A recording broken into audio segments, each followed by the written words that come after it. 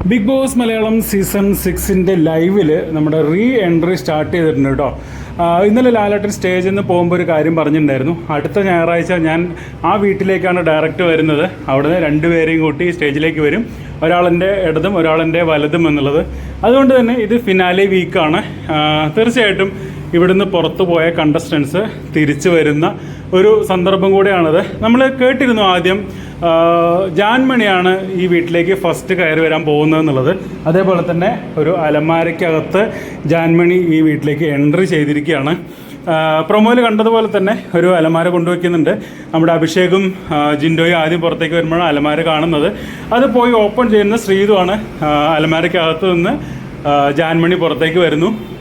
വളരെ നല്ല രീതിയിലാണ് എല്ലാവരുമായിട്ട് ഇടപഴകുന്നത്. എല്ലാവരും പോയിട്ട് ഹഗ് ചെയ്യുന്നു, എല്ലാവരോടും വിശേഷങ്ങൾ പങ്കുവയ്ക്കുന്നുണ്ട്, എല്ലാവരോടും ഭയങ്കര ഹാപ്പിയായിട്ട് സംസാരിക്കുന്നുണ്ട്.